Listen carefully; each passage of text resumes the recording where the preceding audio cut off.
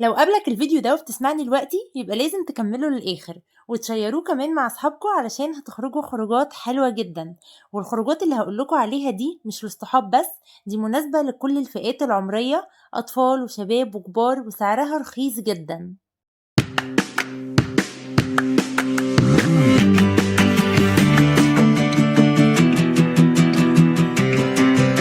زهقنا بقى من خروجات المولات والكافيهات والمطاعم، وعايزين نخرج بقى من دوشة القاهرة والزحمة ونروح أماكن كده هادية وكلها أشجار وهوا نضيف، بس في قلب القاهرة برضو. فخليكم معايا علشان تعرفوا ايه هي الأماكن دي. بس طبعا قبل ما نبدأ، وزي ما متعودين دايما اللي لسه أول مرة يشوفني، أنا شروق بقدم محتوى عن السياحة والسفر جوه مصر وبره مصر والفنادق وأهم مميزاتها وعيوبها وأهم أماكن الخروج والفسح. فلو مهتمين بالمحتوى ده وبتحبوا السفر ما تنسوش تعملوا لايك وسبسكرايب وتفعلوا زر الجرس علشان يوصلكوا جديدنا أول بأول. ولو عندكم أي سؤال أو أي استفسار عن أي مكان سيبولي تعليقاتكم وأنا هرد عليكم. ويلا بينا نبدأ. أول مكان هنبدأ بيه وهو جزيرة المعادي. هو مش مجرد اسم، لأ، هو فعلا جزيرة في قلب النيل. انتوا بتدخلوا النادي كده، بتعدوا كوبري، بتكونوا في جزيرة في قلب النيل، محاط بقى بالأشجار والمساحات الخضراء من كل مكان، والنيل حواليكوا، يعني انتوا بتشوفوا النيل من كل مكان وانتوا في قلب الجزيرة دي. طبعًا المكان ده في المعادي، قدّام المحكمة الدستورية ومستشفى القوات المسلحة. المكان يا جماعة حلو جدًا، وطبعًا تيكت الدخول برضه رخيص، أقل من 100 جنيه كمان المكان مكتمل فيه كل حاجة. التيكت بيكون شامل كمان مشروب، بس طبعًا ممنوع إن أنتم تدخّلوا أكل معاكم، لإن جوّه طبعًا المطاعم والكافيهات كل حاجة أنتم محتاجينها بجد جوّه. جزيرة المعادي على مساحة 55 فدان، كلها أشجار ومساحات خضرة، يعني انتوا بجد بتفصلوا، بتحسوا ان انتوا فعلا برا القاهرة في مكان كده منفصل لوحده. كمان المكان بيكون بيفتح من الساعة 10 للساعة 12 بالليل. جزيرة المعادي فيها أنشطة كتير جدًا، جدًا، هاقول لكم عليها كلّها دلوقتي. طبعًا بالنسبة للأطفال، لو أنتم معاكم أطفال فالأطفال هتتبسط جدًا، جدًا. في جزء كبير للkids area، فيه ألعاب كتير أوي يقدروا إن هُم يلعبوا فيها. في كمان تأجير عَجَل، في ملاهي اللي هو كهربا، عربيات، اللي هو الألعاب الكهربا كلّها، برضه ملاهي كويسة جدًا وعدد الألعاب فيها حلو جدًا. في كمان طفطف بيلف الجزيرة كلها وبيكون سعره برضه بسيط.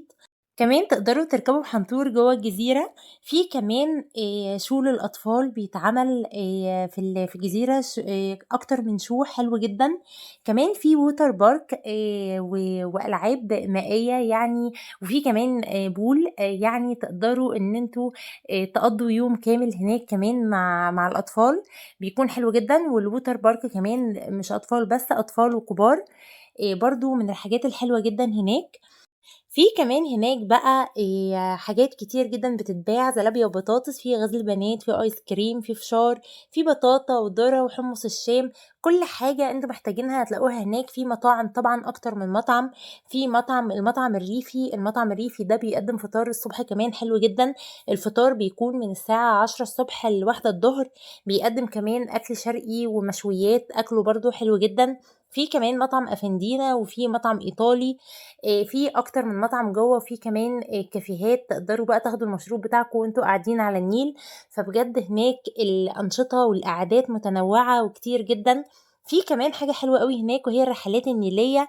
في الأتوبيس النهري تقدروا تاخدوه جولة كده في النيل بقى، تتفرجوا على عمارات المعادي كده والنيل وشكل كمان الجزيرة كلها تتفرجوا عليها، بجد بتكون برضه جولة حلوة جدًا.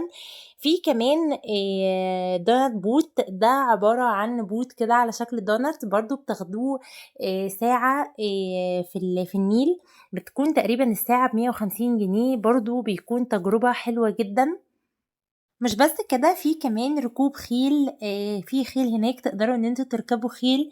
في كمان ملعب لكرة القدم، يعني تقدروا تلعبوا، الأطفال كمان يلعبوا كورة لو حابين. في كمان ماركت هناك، يعني لو حابين تشتروا أي حاجة في ماركت هناك. كمان في بقى حاجة حلوة جدا، في مكان مخصص للصيد، بيكون طبعا برضو بتكلفة إضافية. تصطادوا بقى طول اليوم براحتكم، برضو بتكون تجربة حلوة جدا.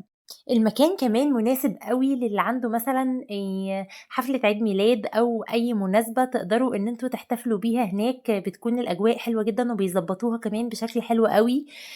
كمان مش بس كده، في هناك كمان قاعات أفراح للي عايز يعمل أفراح هناك، وقاعات أفراح متنوعة، في أكتر من قاعة هناك. في كمان rooms هناك مجهزة جدًا لو العروسة بقى حابة إن هي تكون جنب القاعة وتجهز في الrooms دي، بتكون برضه حاجة حلوة جدًا. كده يعتبر أنا عرّفتكم بالمكان وقُلت لكم كل حاجة عنه، لو حابين برضه تسألوا أي سؤال أو تسألوا عن سعر أي حاجة جوّه المكان سيبوا لي تعليقاتكم وأنا هارُد عليكم. تاني مكان بقى وهو مكان كلنا عارفينه وبنحبه جدًا وهو حديقة الأزهر، ودي من أجمل الحدايق في مصر بجد، مساحات خضرا مبهرة ومريحة للعين جدًا. الحديقة في وسط القاهرة القديمة، الحديقة بتربط بين جمال الطبيعة وعراقة التاريخ.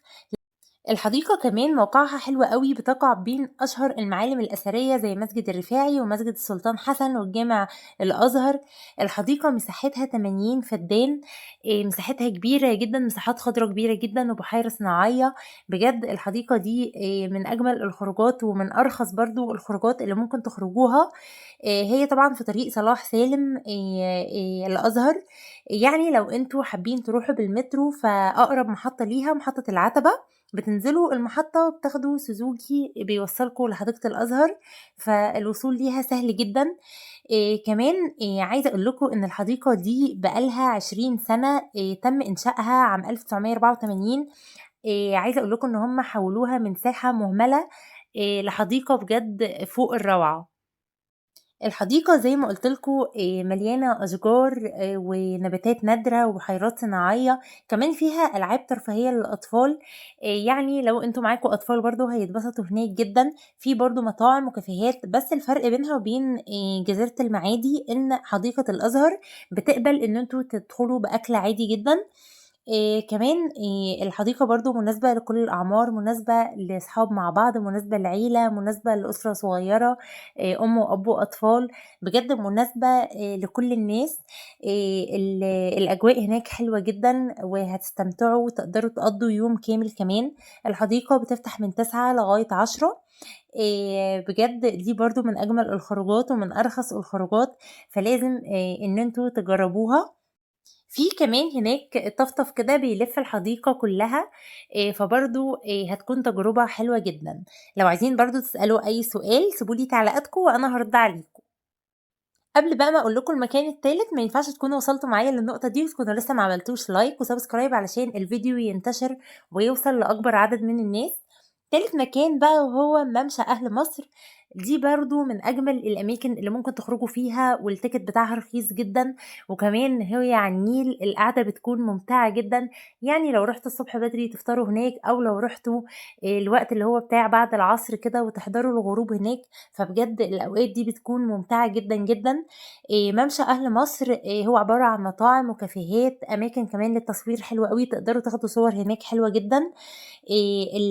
ممشى أهل مصر قصاد مبنى ماسبيرو على طول، وأقرب محطة مترو ليه السادات أو جمال عبد الناصر. برضه بتنزلوا بتمشوا شوية بتوصلوا ممشى أهل مصر بكل سهولة. ده من أجمل الأماكن برضه اللي ممكن تخرجوا فيها، مناسبة برضه لcouples لأصحاب لعيلة، مناسبة برضه للأطفال، مناسبة برضه لكل الفئات العمرية. برضه من أجمل الخروجات ومن الخروجات اللي مش مكلفة خالص. أنا حاولت أجيب لكم خروجات تكون مش مكلفة وتقدروا إن أنتم تخرجوا وتتبسطوا جدًا فيها.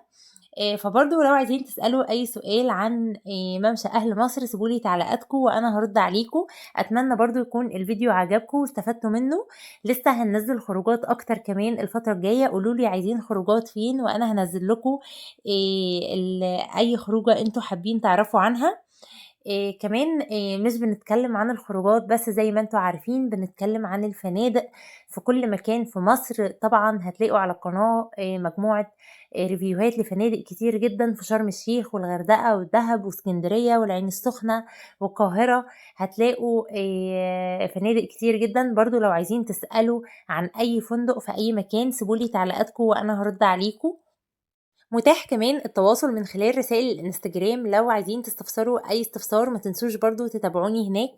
وعايزة أقول لكم إن إحنا عندنا في قناة فكرة وسفرية باتكلم فيها عن السياحة والسفر، سواء سياحة داخلية أو خارجية، وأفضل الرحلات اللي ممكن تعملوها في مصر سواء بحر أبيض أو بحر أحمر، وترشيحات الفنادق وأفضل الرحلات وأماكن الخروج والفسح. فلو مهتمين بالمحتوى ده وبتحبوا السفر متنسوش تعملوا لايك وسبسكرايب وتفعلوا زر الجرس علشان يوصلكوا جديدنا أول بأول. ويهمني جدا أن نعرف رأيكم في الكومنتس، وباي باي.